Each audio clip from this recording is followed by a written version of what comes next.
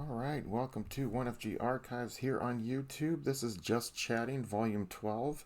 In this episode, we're going to be looking into Sega. So let's get started.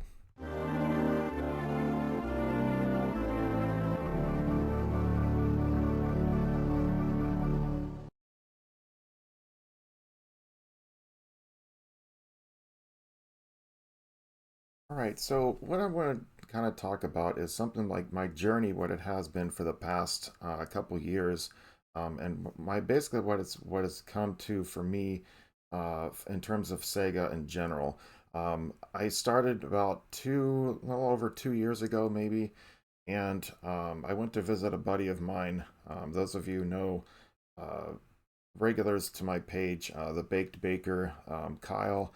I went to go visit him in his hometown in Kentucky, and we just kind of hit it off. We just he and we went to several retro stores and everything. And one of the things I've been debating over the past like several years is actually purchasing a Sega Saturn.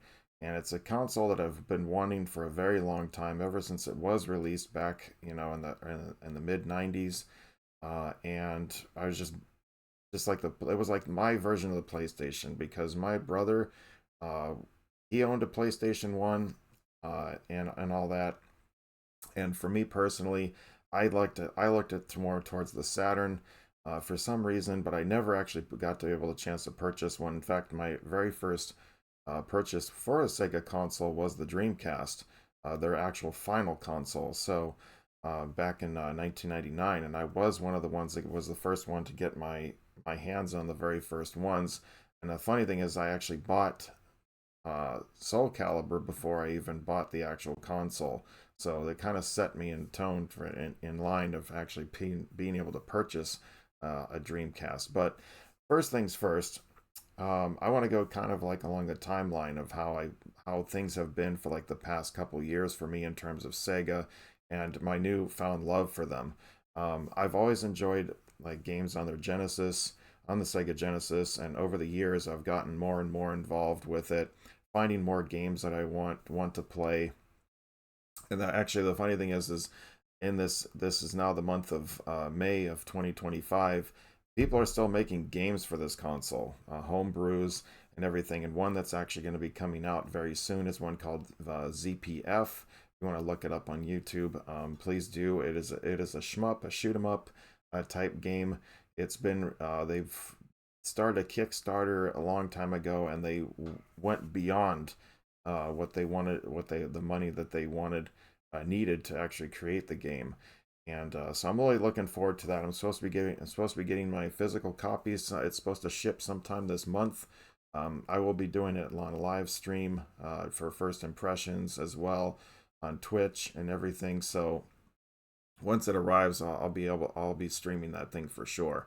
But it's just amazing to see that people still show the love for this console, even in 2025. And there's even a demake of Castlevania Symphony of the Night that there's been a person who's been putting it together for the past couple years. He's trying to demake essentially, and it looks really, really good so far. The demo that he has, I've seen it played. It looks fantastic. He does provide updates on his page every now and then if when he has them. And the fact is, in his actual recent updates is he's actually going to be including the Sega Saturn exclusive rooms from Symphony of the Night. So it's going to be huge. It's going to be absolutely huge once he gets this thing done.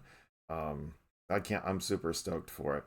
But back on my journey of what I've done for these past couple years for Sega, it all started with I purchased the Sega Saturn, and while I was visiting my buddy, while I was visiting Kyle, and he and we ended up I ended up having to ship it to myself because there was no way I was going to be able to carry it on with my luggage and everything back to California. So I said, nope, I'm just going to ship this to myself, and so I did. And man, I was so stoked when it finally arrived at my house, and I just hooked it up immediately, started playing. What the I only think I had like one game or two games at the time, one of which he kindly was able to get donate to me. which was Sonic 3D Blast. Not the ideal first game I wanted to play for the Saturn, but overall very fun. And my library just grew from there. Spending lots of money, which I probably shouldn't have, but regardless, it's a lot of fun. I loved what I was able to do to get some games going. Well, and that was one of the things I kind of did when I was still visiting. I can remember I was staying up until like I stayed up until like 1, 2 in the morning. I was sitting there on eBay trying to find like Saturn games that were not too expensive, from the $50 to $100 price range, and I got several that were in the lineup, including Nights into Dreams, which is a game that if those of you who've watched my previous episodes know that that is one of my top games of all time. So I'm I had to get that one for sure. And the rest is pretty much history. I mean, my library of Saturn games, I will say, is probably not the biggest, but I've got the most important ones for me. Mortal Kombat trilogy is probably the most recent ones. I got the X-Men versus Street Fighter, all the Alpha games, Super Marvel Superheroes versus Street Fighter, Panzer Dragoons. I got all three of those, all three Sonic games, Knights, the Christmas Knights. And there's a few odds and ends here that I've found over the past couple years that I just every now and then I'll find a Saturn game that kind of interests me. And one thing about that I say about the Panzer Dragoon, that is the trilogy. Yes, I do own a physical copy of Panzer Dragoon Saga. I do. I've actually streamed it on Twitch. I did a full playthrough of the entire game. So if you want to see it, you can go back through my videos and check it out. But from there, moving on from the Saturn, I started getting interest in with the Genesis and everything. I always had interest in Genesis, but I was kind of getting more curious about like the Sega CD and the 32X. And we all know the flop of the 32X and how wonderful that console did.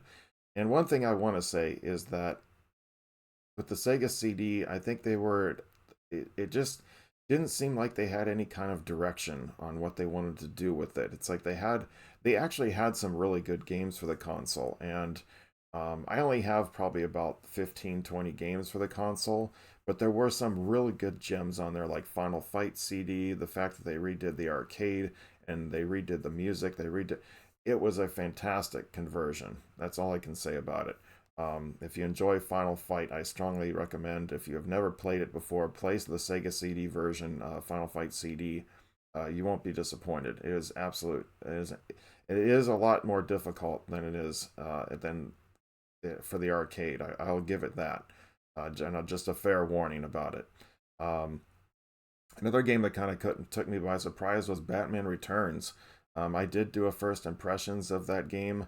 Um, yeah, but a little while back, and that game is absolute fun. Now, the great thing about that is it also had the Genesis game, which to me wasn't really that great, but it included that game on the actual game disc. So you had the option to play the game, the Genesis game, and the Sega CD version, or the Sega CD content, or you could just do the Sega CD, or you could just do the Genesis content. It was really cool that you could just be able to play whatever you want. But the Sega CD, the driving game, that one was so much fun. Not in comparison to say the Adventures of Batman and Robin. That game was trash. I have to say, do not go for that one. Do Batman Returns. That's the one you want if you're gonna do Sega CD. And of course, Sonic CD, another one of my personal favorite games of all time. Um, that was just an absolute masterpiece. What they did with that game. That was the only Sonic game that they released on Sega CD, which was kind of disappointing because I was expecting a little bit more of Sonic to be on there on that console, but it's okay. They had some other good games on there too. One of the ones that I've got on like my RetroPie, KO's Flying Squadron, some shoot 'em ups. That's one of them. Um, and then a couple other physical copies. I got Android Assault, another shmup. There's a few games that on there that, of course, you have the original Mortal Kombat, which to me it wasn't the best in terms of everything what at the time it's like why at the time when they released Mortal Kombat for the Sega CD, Mortal Kombat 2 was already out. So you're kind of thinking like, well, why would they release something like that so late? That this doesn't make any sense. But that's what they did. And in overall fairness, it actually was a pretty good port. Aside from the little minute little things here and there and everything, it actually was a pretty darn good port. The controls were spot on.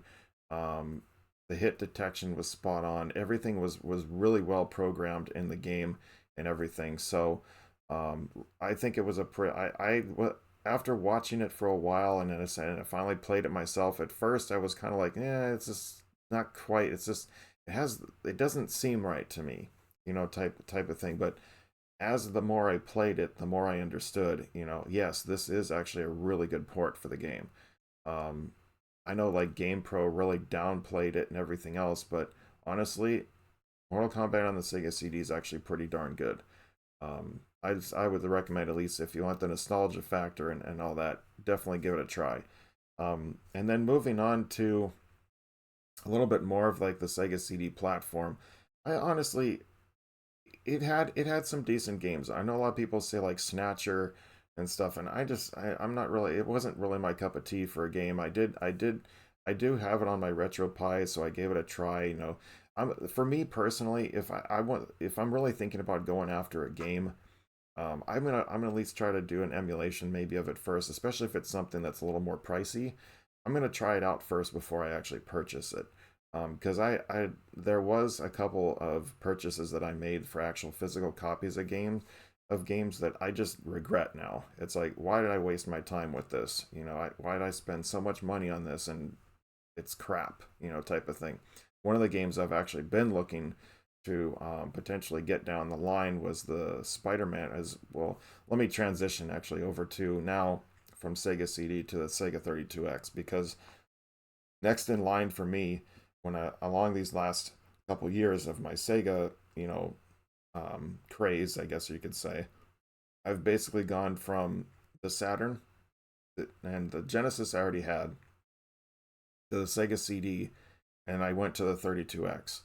So all these consoles over the past couple years, I just I've gotten so many. I've gotten games for them. I've gotten physical copies of games and everything. And I always do. As I said, I like to do a little bit of research about them. But so transitioning from the Sega CD, I decided to go ahead and I was looking at. I really, really had to put some thought into um, whether or not I wanted to go for the route of the 32X, because it was a very limited library, and in fact there's only 40 games released for it. So I really had to put some thought into whether or not I was going to spend the money on it and just go for it. And after I looked at a couple of games, I said, yeah, okay, you know what, let's just give it a shot, and everything. And overall, I'm not that disappointed actually. The biggest thing, and as I'm moving on to the 32X now, the one game I eventually, that's really the most expensive game on the 32X, was the actual last game that was released, which was the Spider-Man Web of Fire. That game's expensive. Just for even the cart alone is several $100s. If you want the complete box and everything, you're looking over $1,000 for this thing. And I actually did try to do an eBay auction recently to try to actually get one, and I lost it, but which is good because I didn't want to spend that kind of money anyway. But the thing is that I actually played this on my RetroPie, and it's not even a very good game. It really isn't. One of the things that I noticed about the 32X and a lot of the games that I've played on it, it almost just seems like they were rushed. A lot of it was just rushed to try to get these games out and everything. And I you just get that feeling when you're playing the games.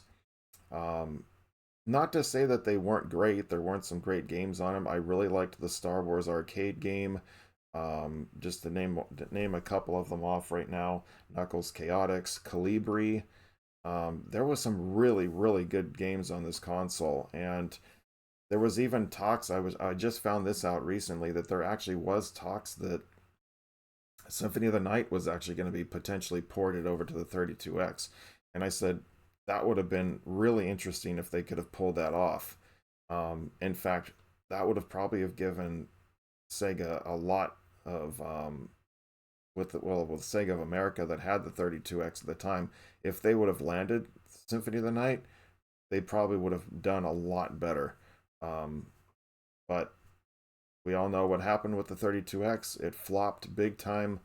I said, not to say that there wasn't some good games on it. I said, I probably have about, of the 40 games that are on there, I probably have about 18 of them.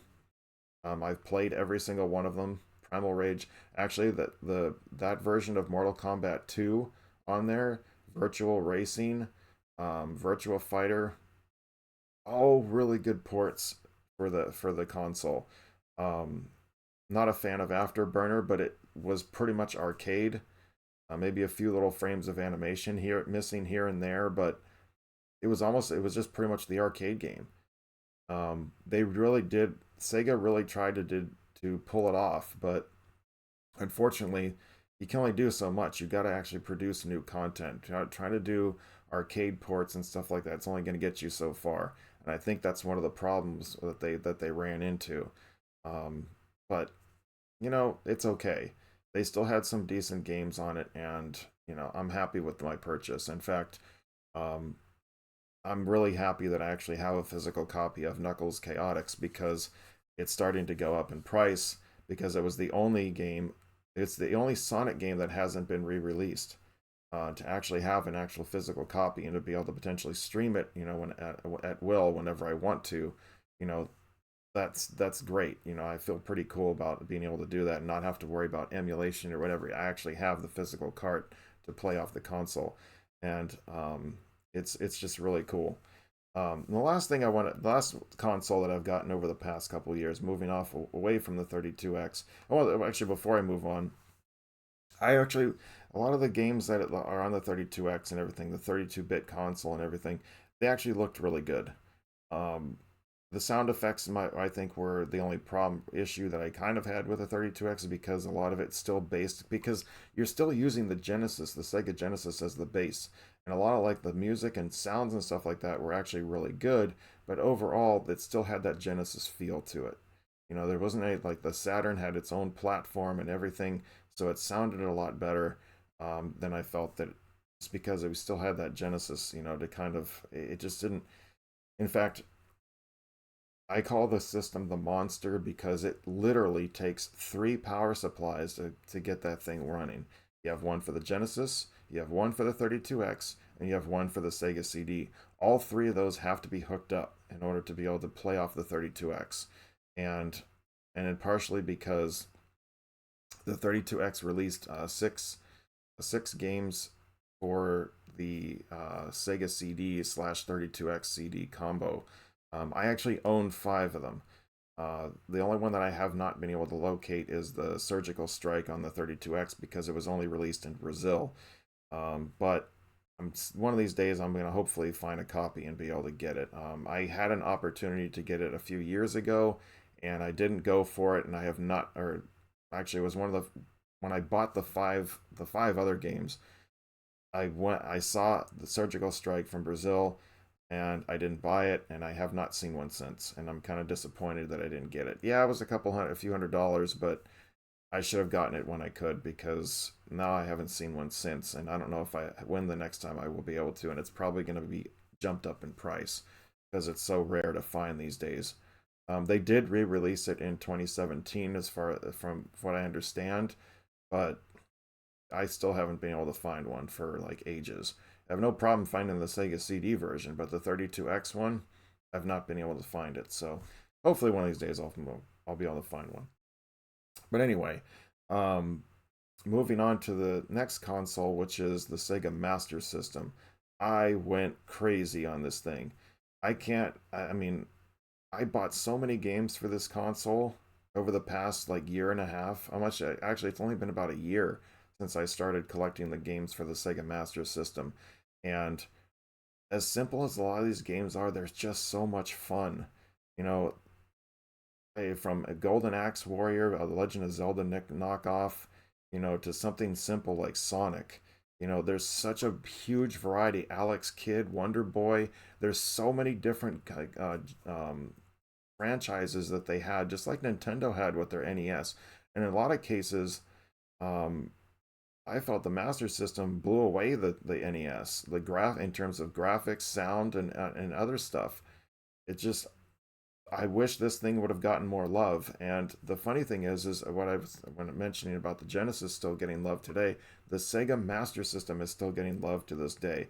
There's a new game that's being released in June. Actually, I think it might be out already for that you can download. But if you want an actual physical copy, which is what I'm waiting for, in June, they're gonna be. It's called Frontier Force. It's basically like a modernized kind of like Space Invaders type of game where it's one screen and you're just running back and forth, shooting things that come on the screen. But it's a little bit more interactive in terms of like you have different weapon types. You can dash between from one side of the screen to the other to help avoid attacks and everything. So something that you can also just. But as I said, this is just released this year. So it's good to see that there's people that still show love, and even in fact, I know someone's even working on the TMNT arcade game for the Sega Master System. That someone's been actually working on that for a little over a year, maybe two. Um, and it's actually really cool to see some of this stuff. But this, I said, the Sega Master System, it's just amazing what they were able to pull off with this console. Shinobi is probably one of the best games on the console, which is an arcade port. Um, Road Rash. There's a whole bunch of them that and I'm gonna actually one of the things that I wanted to do in this video was I wanted to kind of give you guys like you can see behind me a little bit, but I'm gonna pull my chair back out of the way so you can kind of see like what it is that this is something I've been kind of doing recently that I did recently. I've been trying to organize like my stuff and everything, like my physical copies and everything. So most of the things that I have behind me are Sega related, and this is what I've been doing over the like for the past couple years. What I've been able to um, accumulate, so to speak, and find. So let me just pull my chair back here for a little bit. You can just see what I'm actually looking here. Like this is my Sega Master System collection. This is the Genesis. Down below is my 32X, which you can't see. Um, my 32X, my Sega CD, and then over here I have like my Dreamcast, and then my Sega Saturn stuff is down there. And on this one here I have actually like my PlayStation's 1, 2, and 3 games also with my 3DO, and my TurboGrafx 16 is back over there too. So it's kind of like a miscellaneous type of shelf and all that too. And on the top I have my 32X's right here, my Sega Saturn, and then my Master Systems right here. So that's just some and I have some other consoles like over in this area over here too, but that's why most of the time when like you're watching me stream and everything, like this whole part is just all cut off. You just see this portion of it right here. I don't necessarily like having this back in my views and everything, but it's like my Rogue Dawn copy right here, a sealed copy. But anyway, um, this is what my journey has been for the past couple years, and my Sega journey for the past couple years, and how much I've come to love Sega and what they've stood for in terms of these magnificent consoles that they put together. Again, I know it's not for everybody, but to be able to show my support for this company, that they've done a phenomenal job, honestly. Um, I want to go into and then last thing I want to do. Of course, I'm going to touch on the Dreamcast a little bit. My journey with the Dreamcast, and I pretty much was with it the entire life. I mean, life of the console. Marvel vs. Capcom 1 and 2, Sonic Adventure 1 and 2, just to name some of the headliners. Soul Calibur, all those games. That I've purchased over there. Shenmue 1 and 2. I actually had a converter disc so I could run Shenmue 2 on my US Dreamcast. Um, and actually, and even to this day, I have a couple. I actually have. Speaking about Rogue Dawn here, right here. I actually have a physical copy of for that can play on the Dreamcast. So just something to something to look into. If you have an older Dreamcast that if you flip it over and has a 0 or 1 on it, it can actually run these discs. You can look them up on Etsy, and they'll actually You can actually run Metroid Rogue Dawn, Castlevania.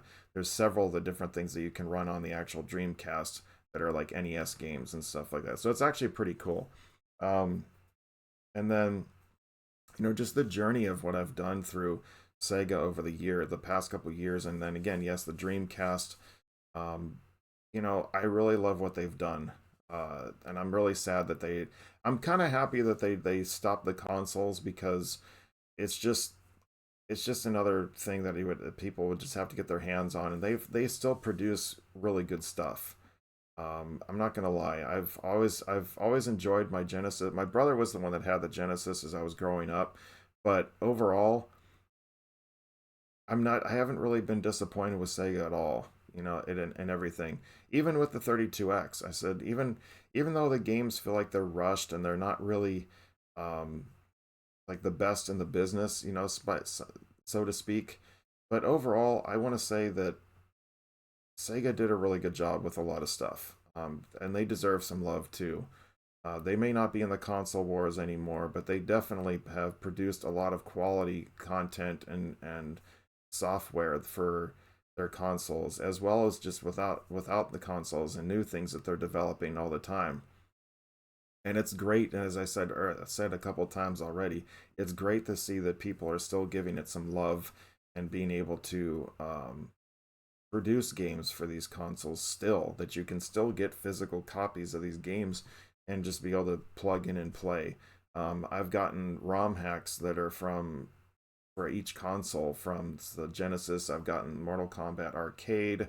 For the 32X, even they have a couple ROM hacks. What Mortal Kombat 2 I think it's like arcade, or I forget what the name of it is. But even the person who the release of Golden Axe on the 32X, I've streamed that a few times on Twitch, and I have uploaded it right here to the channel.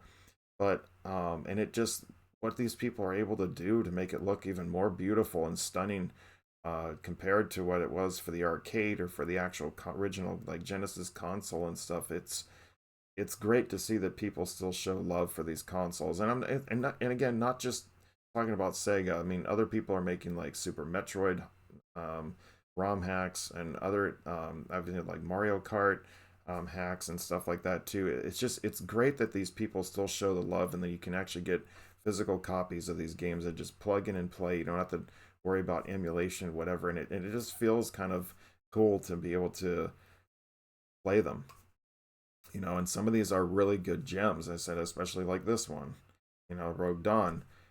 It's on Nintendo. It's fantastic that these people can come up with this. I mean, even I have a physical copy of Final Fantasy VII Remake on the NES. So I've streamed a couple parts of that sucker already. In the well, it's been a while since I've streamed it, but I do want to get back to it at some point. But anyway, in terms of just any console, especially Sega, and the one that really I said, and again, the one thing that really kind of blew me away was the 32X is still getting some love, and the Sega Master System, because number one for me in the U.S., I know these consoles didn't sell very well, in terms of for the Genesis or for the Master System and the 32X. Trying to find an actual physical 32X is starting to get more and more difficult, which is why when I purchased mine. Um, I actually did purchase a second one a little bit later, like about a month later. I just went and said, you know what? I just said to myself, you know what? Just buy a second one just in case. Genesis is the Genesis console is going to be is pretty abundant. You're not going to really have a problem finding one of those, whether refurbished or whatever it may be, or just like somebody's used console. Master System is still relatively easier to find. Um, and then yeah, so it's not really the Saturn's gonna start has is gonna eventually at some point start to be a little more challenging to find. I know that some of the games are getting pretty up there in price, so it's just if you're as a retro gamer, a big fan of retro games, it's really tough to find some of these harder to find games these days, and especially the more popular ones or the unpopular ones for that matter. I actually just recently found a TurboGrafx 16 game that was like $10,000 complete in box on price charting. and I was just blown away. I was like, why is this? And I actually did try it out on my RetroPie because I had it on there, and it was fun. I don't think it's worth $10,000. Like KO's Flying Squadron on Sega CD. I don't think it's worth the $2,000 price tag that it would that that price charting listed as. But you know, there's a couple other Sega CD games I still would like to get my hands on. I still want to get like Lunar the Silver Star. There was another shoot 'em up that I came across recently, but those things are like several $100s to over 1,000. I'm done with doing that. I've spent so much money in these past couple years getting all these physical copies and everything, and honestly, it's great. I feel good that I have all this stuff. I really do. To be able to bring this off original hardware to folks, and as I stream them, as I upload recorded content to YouTube and everything, it's really a lot of fun. And Sega has been a huge part of that these past couple years. And if you have not played some of these games, I strongly recommend it. And if you even want to look for recommendations, um, just let me know. I'll be more to send a comment on, say, hey, I'm actually looking for a Sega CD, or I'm looking for some Genesis games, some Master Systems. What games do you recommend? Um, like anything from like Ninja Gaiden on the Master System all the way to, there's even pinball games on the Sega Master or on the Sega Saturn that I purchased, that I've really enjoyed. That you don't have to spend an arm and a leg. There are some really decent games out there that you don't have to spend more than $50 for a game. There's some really good ones out there if you really look for it. So, but always again, do your research before you actually go and make a purchase, because some of the Master System games, I will admit, I've purchased. I wish I never did. And then I'm stuck with it. I'm not going to sell it because it wasn't. That's the reason why it wasn't a very expensive game or anything like that. It was just like $20-$30. I'll take the L. To forget that. I'm not gonna go to a retro store and basically say, hey, now I'm trying to sell this. Yeah, I'll give you like $2 for it or something. It's not worth it. I'll just it'll just sit on my shelf. Whatever. Um, and then there's a lot of games that I purchased over these past couple of years for that I still haven't even tested to even tried them yet, or let alone done like first impressions or anything like that. Like I got Donald Duck, the Lucky Dime Caper. I want to do a first impressions of that one. Still haven't done it yet. There's so much content I want to bring from the Sega lineup that I just no time to do it. But all games that I want to play, I want to bring to the channel. I want to have some fun, fun hanging out as we try these games and bring them back to life, to the light, to life, however you want to say it. I've been over the past couple. I've always been a Nintendo person myself, with Metroid, with Mario, and stuff like that. This kind of opened me up to a whole brand new spectrum of games, and especially what the Sega Master System brought, among other things. And it's just been so much fun. I really enjoyed this journey over the past 2 years with these guys right here, and so a huge shout out to them for producing such quality content and software as well as hardware. Um, I really support what they've brought to the table, and I can't wait to see what they're gonna bring up in the future. But anyway, that's pretty much what I'm going to talk about today. I hope you guys have enjoyed this little chat about Sega and my journey over the past couple 2 years. Um, just to remind you, you can check me out at facebook.com/oneforsakengaming, twitch.tv/oneforsakengaming on Instagram, and of course, as always, right here at 1FG Archives on YouTube. That's it for this episode, and we will see you next time.